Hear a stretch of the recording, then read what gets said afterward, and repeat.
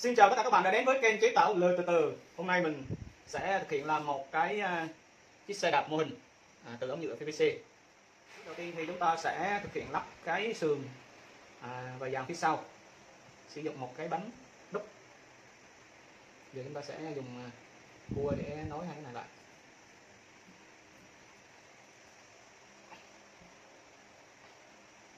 Rồi, tiếp theo thì chúng ta sẽ sử dụng hai ống nối.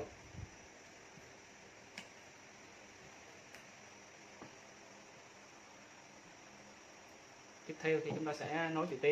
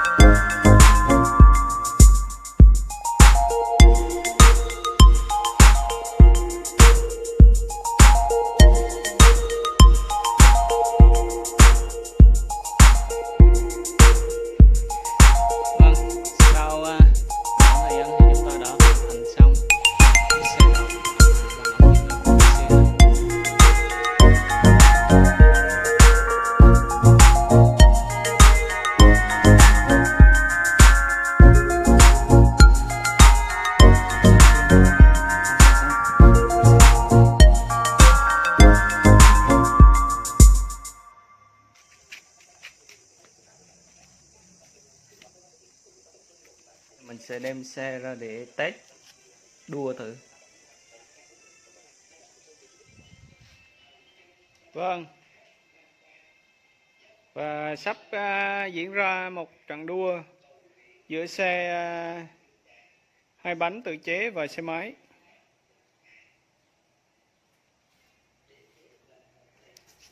Rồi bắt đầu làm thống nạc bô sang cái rồi bắt đầu quan trọng này, đồ má lên, đồ má lên.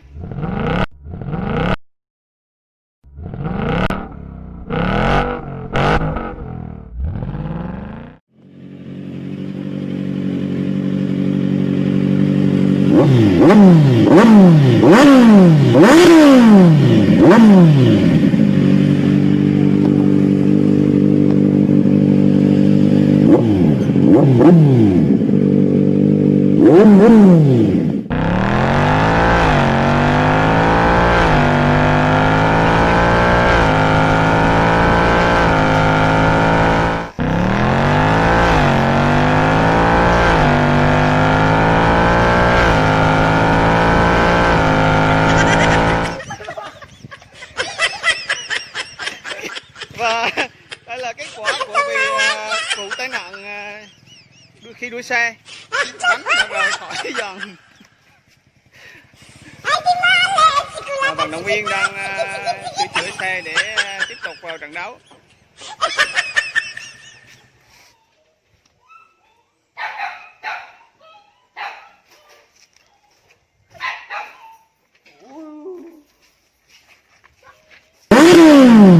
Lâm